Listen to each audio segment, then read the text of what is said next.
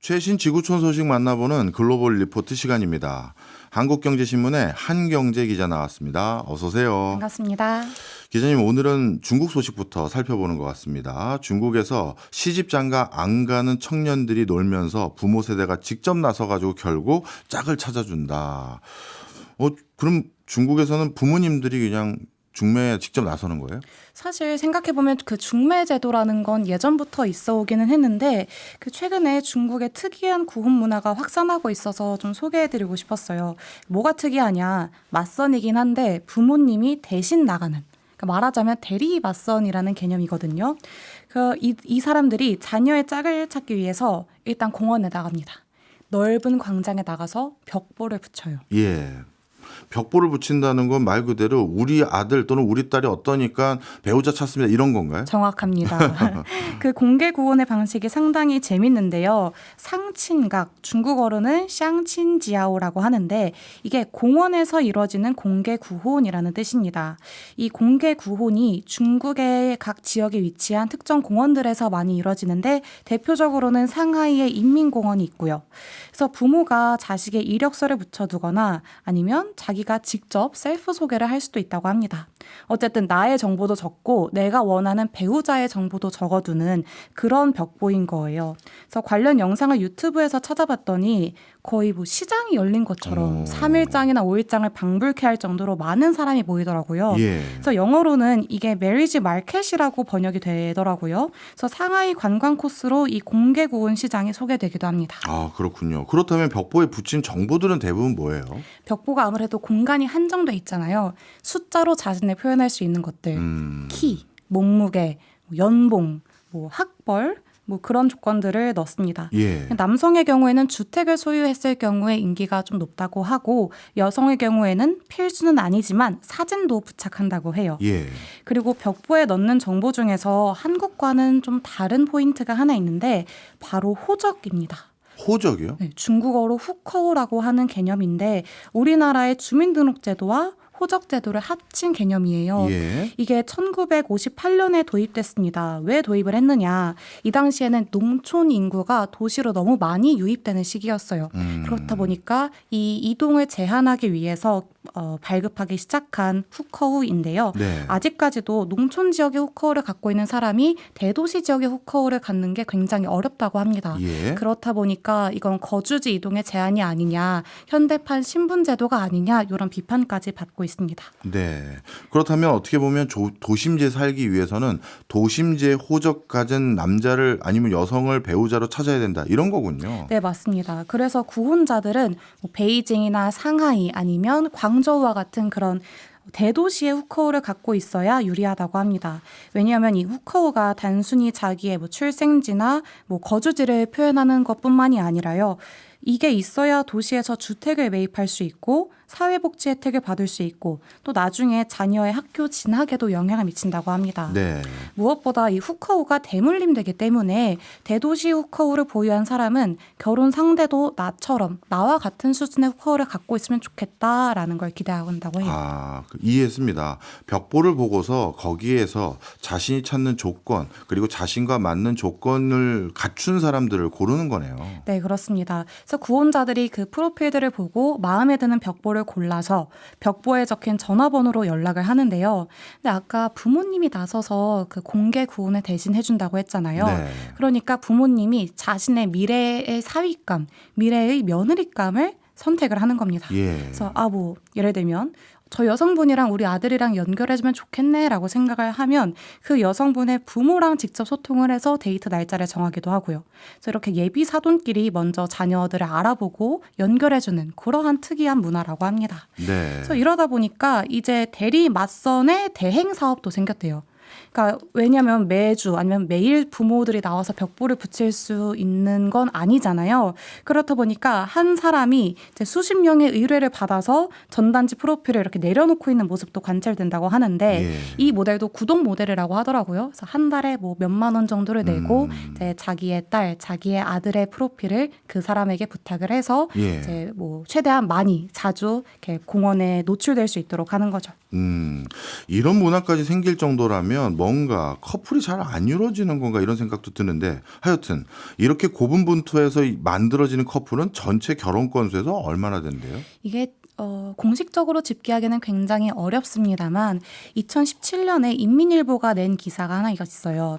상친각의 성공률이 1%도 채 되지 않는다. 네. 그리고 여러 외신을 찾아봤더니 성공률이 높지 않다라는 게 대부분의 분석이었거든요. 그러니까 이렇게 성공률이 낮은데도 부모들은 왜 직접 나서서 자녀의 짝을 찾아주는가, 그 심리가 뭘까 생각을 해봤더니 사회적인 압박 혹은 체면에 따른 게 아닌가 싶습니다. 그러니까 자신들이 살아왔던 시대에는 결혼과 육아가 너무나도 당연했는데, 그리고 자신 주변의 친구들, 뭐 아들, 딸들은 다 결혼했는데 우리 자녀만 아직 결혼을 안 했다라고 한다면 상대적으로 박탈감을 느낄 수가 있겠죠. 네. 그리고 이렇게 싱글 자녀를 둔 부모들끼리 공원에 모여서 뭐 알게 모르게 서로 위안을 얻는 효과도 있다고 합니다. 네.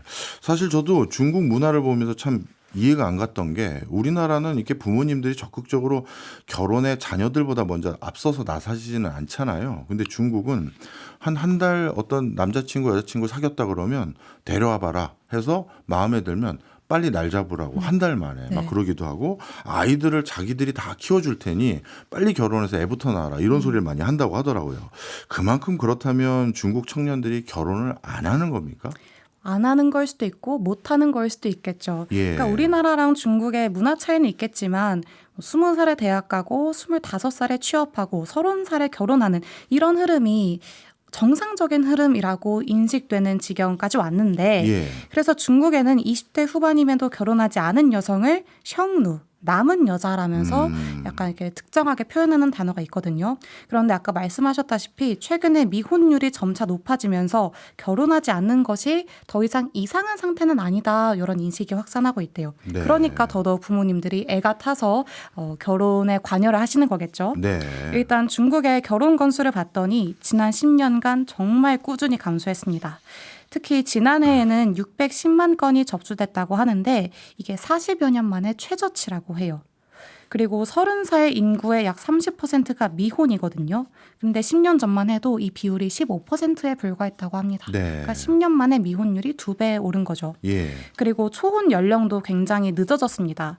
1990년에 중국의 평균 초혼 연령이 남성과 여성 둘 다 23살, 22살 정도였는데 예. 이게 2020년에는 5, 6년씩 늦어져서 이제 20대 후반 수준에 도달했어요. 예. 그래서 중국에서는 우리나라의 비혼과 같은 공혼족이라는 신조어도 생겼거든요. 아. 혼인을 공포스러워한다. 결혼을 예. 두려워한다는 뜻이죠. 예. 그래서 결혼을 하지 않고 부모님에게 빌붙어서 사는 연로한 부모님의 재산과 에너지를 빨아먹는 이런 자신의 모습을 자조적으로 표현하기 위해서 습로족이라는 단어도 생겨났다고 합니다. 그렇군요. 이게 결혼 행태가 우리나라에서만 문제가 있는 줄 알았더니 중국도 비슷한 어떤 모습들이 많이 보이는 것 같은데 이런 것들이 우리나라 또 중국 또 일본도 약간 결혼하기를 어려워하는 문화가 있다고 하던데 동아시아 국가들에서 특별히 결혼 기피 현상이 두드러진 이유가 있을까요? 제 생각에는 한중일 모두 부모보다 가난한 자식 세대가 등장했다. 이게 가장 큰 원인이 아닐까 싶습니다.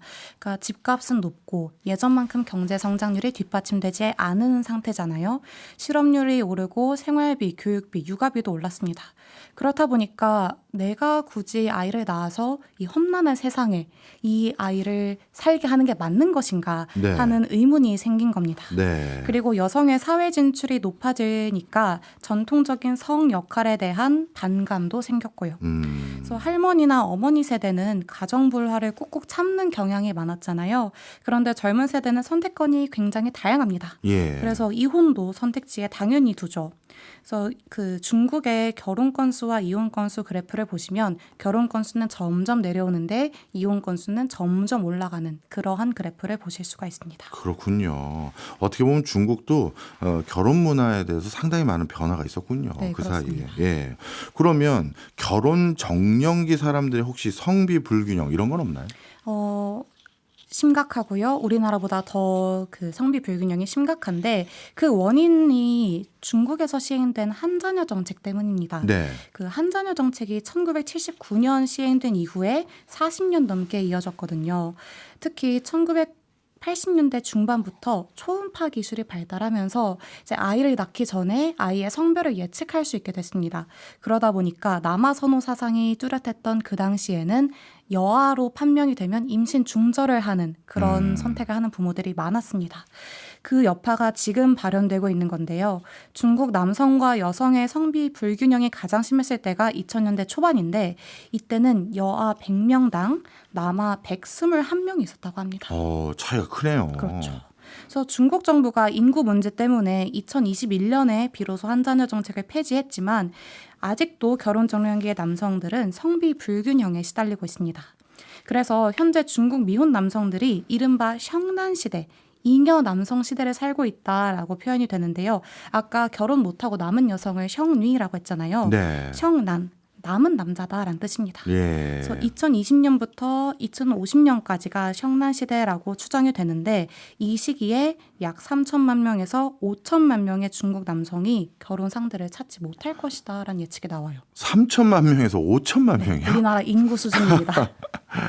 그러다 보니까 결혼은 해야겠으니 일각에서는 외국인 신부를 이제 데려오는 관행이 있다고 하는데 네. 문제는 이때 외국인 신부를 사오는 거예요. 연애 결혼이 아니라. 중매나 연애가 아니라 그냥 돈 주고 사오는 거예요? 네, 이런 현상이 주로 그 결혼 적령기에 농촌에서 좀 많이 관찰되는데요. 중국과 국경을 맞댄 뭐 베트남이나 미얀마 이런 쪽에서 외국 여성들을 데려온다고 해요. 예. 그래서 이 브로커들이 외국 여성들을 어떻게 꼬여내냐. 중국에 고소득 취업 자리가 있다. 이걸 좀 알선해주겠다라고 꿰어내면서 그 중국 남성들에게 3,000달러에서 13,000달러의 가격에 파는 거죠. 네. 그래서 중국 정부도 이런 불법적인 결혼을 막기 위해서 손을 써보고 있지만 워낙에 은밀하게 이뤄지는 거래다 보니까 이 피해 규모나 정도를 파악하기는 굉장히 어렵습니다. 그래서 영국 내무부 자료를 보니까 베트남 인신매매 피해자의 75%가 중국으로 밀입국했고요. 그중에 90%가 여성과 아동이었다고 합니다. 그러니까 이런 통계로 미루어 짐작해볼 뿐이죠. 그렇군요.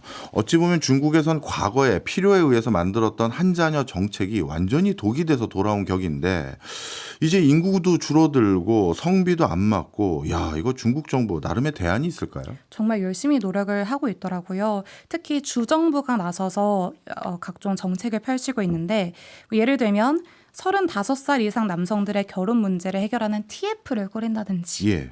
아니면 주정부가 나서서 단체 데이트 이벤트를 기획한다든지 젊은 커플을 결혼하면 현금을 주는 정책도 있습니다. 그리고 사회 전반적으로도 캠페인을 벌인다고 해요.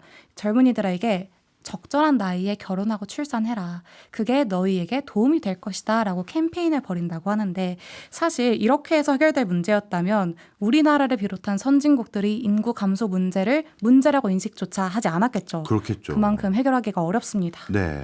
그리고 또 중국 정부가 골머리를 앓고 있는 문제 하나가 있습니다. 예. 중국 결혼 문화 중에 하나인데 예. 지참금 문화거든요. 지참금이요? 네, 이 지참금 문제가 특히 농촌에서 결혼을 가로막는 요인 중에 하나로 꼽힙니다. 이 지참금이 중국어로는 차일이라고 하는 것인데 결혼 전에 신랑 측이 신부 측에 지불하는 돈이라는 뜻입니다. 네. 그러니까 이게 예전에는 일종의 미풍양속 수준이었다고 해요. 왜냐하면 그 신부 즉 여성의 노동력 그리고 여성의 재생산력을 일종의 가치로 환산해서 신부 가족에게 감사의 의미로 전해줬던 돈인데 이게 시간이 갈수록 액수가 점점 더 커지고 있습니다. 그래서 이 차일이는 현재 신부의 몸값이다, 매매혼이다 이런 비판도 받고 있어요. 예. 그래서 이 차일이 때문에 여러 가지 소송도 벌어지는데요. 차일이만 받아놓고 결혼 직후에 신부가 이혼을 요구한다든지 아니면 뭐 혼인 신고를 하지 않고 살았던 젊은 부부가 뭐 결혼한 뒤에 몇 개월 안에 헤어질 때 예. 차일이를 반환 한 해 만회를 두고 싸우기도 하고요. 또 일부 그 파렴치한 부모들은 차일이를 노리고 어린 딸의 시집을 보낸다고도 합니다. 그렇군요. 특히 이 차이리는 농촌 지역에서 더 심각할 것 같은데 예를 들어서 농촌 지역에선 어떻게 보면 자손들이 인력으로 활용될 수 있기 때문에 오히려 차이리를 농촌에서 더 많이 받고 그러지 않을까요? 네, 맞습니다. 어쨌든 농촌에서는 인력이 계속 공급되어야 하기 때문에 네. 결혼을 해서 대를 잇는 게 굉장히 굉장히 중요한데요. 예. 근데 현 시대를 살아가는 농촌의 결혼 적령기 여성들을 생각해 보시면 다들 결혼을 하지 않고 도시로 나가서 일을 하려고 합니다. 예. 그렇다 보니까 농촌에서는 결혼할 여성을 찾기가 굉장히 힘들죠. 남성 입장에서는 집안의 대를 이어야 하기 때문에 거액의 차이를 들여서라도 결혼할 여성을 찾거든요. 특이한 건 경제적으로 낙후된 지역일수록 이 차이리에 대한 집착이 심하다는 겁니다. 아, 그렇군요. 왜냐하면 여성 집안 입장에서는 마땅한 수입원이 없으니까 남자 쪽에서 받은 차이리를 친정의 노후 자금, 생활비, 체면 치레용으로 써야 하는 거고요. 그래서 2023년 기준으로 차이리가 가장 높았던 도시가 어디냐? 장시성이라는 곳인데 네. 여기서는 최소 금액이 20만 위안이었대요. 예. 한화로 환산하면 3,800만 원에 달합니다. 그러다 보니까 중국 공산당이 이 잘못된 차이리 관행을 바로잡겠다라고 나섰는데 장시성의 경우에는 3만 위안 이상의 차이리를 금지시키고 또 현금이 아니라 간소한 선물을 줘라 이렇게 독려하기도 하고요. 또 결혼식 연회장 테이블도 뭐 20개를 넘지 않도록 규정하는 동네도 있는 것처럼 정부의 개입이 있습니다. 그러면 이 농촌 신부들은 남성의 돈을 뜯어내기만 하는 약한 존재들이냐? 이들에게도 사정이 있다고 합니다. 중국 시골 지역에서 여성의 역할은 밥 짓고 아이를 키우는 그런 가사 담당자로 한정돼 있거든요. 네. 그러니까 차이리가 이러한 노동에 대한 대가라는 게 이들의 주장입니다. 또 자신이 시집을 가고 나면 친정 식구들은 노동자가 한 명 줄어드는 거잖아요. 네. 그렇기 때문에 이들을 위한 생계비를 마련해줘야 되니 남성 측으로부터 차이리를 받는 건 이상한 것이 아니다라고 주장을 하고 있어요. 네. 이런 상황이 계속되다 보니까 중국의 사회복지에 대한 지적도 나오는데요. 중국의 사회복지가 강화돼야 결국 차이리를 해결할 수 있다 이런 논리입니다. 그렇군요. 사회복지망이 중국 전역에 확실하게 깔려 있으면 이 차이리를 굳이 많이 받지 않아도 되니까요. 예. 사실 지금 이해하기 어려운 여러 문화들이 과거에 뭐 나름의 근거는 있지만 이게 참 이상하게 변질될 때가 많은데 중국도 지금 그런 과도기인 것 같은 생각이 듭니다. 자, 이번에는 다른 얘기 한번 나눠보겠습니다. 명품 얘기네요. 요즘 뭐 대표적으로 뭐 구찌, 버버리 이런 명품 시장들 어렵다고 들었는데 특히 명품 시계도 상황이 안 좋다면서요? 네, 그렇습니다. 사실 명품 시계 말고 이 시계에 대해서 잠깐 말씀을 드리자면 시계의 위기는 언제부터 시작됐느냐? 애플워치가 탄생하면 시작됐다라고 해요. 그렇겠네요. 2014년에 애플워치가 처음 선을 보였는데 이 스마트워치가 미학적으로도 기능적으로도 굉장히 우수하잖아요. 예. 그렇다 보니까 메스티지 브랜드라고 하는 중저가 대중형 명품 시장을 다 스마트워치가 잠식을 해버렸습니다. 예. 그래서 처음에 애플워치가 나왔을 때 시계업계가 그렇게 신경을 쓰진 않았어요. 견제하지도 않았습니다. 하지만 예상과 달리 이후에 10년 정도 동안 스위스 시계 수출 물량은 절반 수준으로 떨어졌는데 애플워치 출하량은 스위스 시계 수출 물량보다 몇 배나 많아졌어요. 그러니까 사람들이 시계를 차는 이유가 상당히 단순했던 거죠. 내가 시계를 보고 싶다. 스마트워치를 차면 되겠지. 나는 좀 사치제로서 패션 아이템으로서 쓰고 싶다라고 하면 롤렉스를 찾아가는 이렇게 양분된 시장으로 구성되고 있습니다. 네. 그래서 이렇게 위기가 잦아들지 않는 상황에서 최근에 폭탄 같은 사건 하나가 발생하는데요. 뭔가요? 바로 트럼프 행정부의 상호 관세입니다. 아. 시계로 유명한 국가 어디죠? 당연히 스위스죠. 그렇죠. 이 스위스에 몇 퍼센트의 상호 관세가 예고됐느냐? 31%의 관세 부과를 예고했습니다. 네. 물론 지금은 유예된 상태입니다만 만약 이 31% 관세가 현실화할 경우에 시계 산업에는 정말 재앙적인 수준이라는 평가가 나오거든요. 그렇겠네요. 명품 시계는 값 자체가 워낙 비싸니까. 그렇죠. 예. 그리고 명품 시계를 구성하는 부품들도 얼마나 많습니까? 그렇네요. 그러니까 시계 스트랩, 케이스, 부품 이런 각종 구성 요소들에 관세가 부과될 거거든요. 근데 트럼프 취임 이전에는 스위스 시계에 대한 평균 관세율이 6% 정도였는데 이게 5배 넘게 뛰게 되는 거죠. 아, 그렇군요. 그러면 당연히 소비자 가격도 엄청 오르겠는데요? 그렇습니다. 시계 회사들이 마진에 손해가 예상되니까 이걸 소비자에게 전가하려고 할 거거든요. 실제로 오메가나 브레게 이런 브랜드를 보유한 스와치 그룹이 최근 미국에서 일부 제품 가격을 인상했습니다. 예. 그리고 롤렉스는 이미 올 초에 한번 가격 인상을 발표했어요. 금값이 너무 비싸다는 이유를 들었는데 만약 롤렉스도 다른 회사들이 가격을 올리는 것을 보면 추가적으로 인상할 가능성도 있는 거죠. 이렇다 보니까 이 명품 시계들이 안 팔리기로 작정한 것인가라는 생각까지 들더라고요. 예. 이미 럭셔리 시계 회사들이 코로나19 팬데믹 기간 동안에 그리고 그 이후에 가격을 매년 꾸준히 올려왔거든요. 예. 그러니까 일반 소비자 입장에서는 원래도 큰맘 먹고 사야 했던 명품 시계가 이제는 정말로 사기가 어려워진 좀 심리적인 장벽이 높은 재화가 된 거죠. 예. 그러면 부자들은 계속 사줄 수 있지 않느냐라고 질문하실 수가 있는데 가격을 올려도 명품 시계를 많이 사줄 줄 알았더니 그게 아니더라고요. 명품 시장이 중국인들의 지갑이 얼마나 열리고 닫히느냐에 따라서 좌우되는데 최근에 스위스 시계산업연맹이 발표한 자료를 보니까 3월의 시계 수출액이 중국과 홍콩에서만 11%씩 줄었어요. 네. 그러니까 전 세계에서 시계 판매 실적이 갈수록 줄어들고 있는데 특히 중화권에서 그 정도가 더 심한 거죠. 네. 사실 다른 산업들 같은 경우 이 관세 피하려고 미국 내 공장 짓는 것들 많이 고민들 하지 않습니까? 근데 명품 시계, 특히 스위스에서 만드는 명품 시계는 미국에 공장 짓는 게 가능할까 하는 생각이 드는데요. 그렇습니다. 결론부터 말씀드리면 미국은 고급 시계 제조 역량이 부족합니다. 예. 왜냐하면 19세기에서 20세기 초까지만 해도 미국이 글로벌 시계 생산의 중심지였어요. 그러다가 1970년대에 쿼츠 시계, 즉 배터리로 작동하는 시계가 등장하면서 미국의 시계 산업이 쇠퇴하기 시작했습니다. 왜냐하면 이 쿼츠는 배터리로 작동하기 때문에 태엽을 감아서 쓰는 그 기계식 시계보다 훨씬 필요한 기술이 덜 정교했고요. 생산 비용도 낮았고요. 가격이 저렴했습니다. 네. 그러니까 이 쿼츠 시계가 시장을 장악하다 보니까 기계식 시계를 생산하던 미국 시계 제조회사들이 문을 닫게 된 겁니다. 그러면 지금 남아있는 회사들은 어떤 상황이냐. 대부분 스위스나 독일, 일본, 중국 이런 해외에서 수입한 부품을 사용합니다. 그러니까 시계를 대량 생산할 수 있는 인프라가 없는 거죠. 예.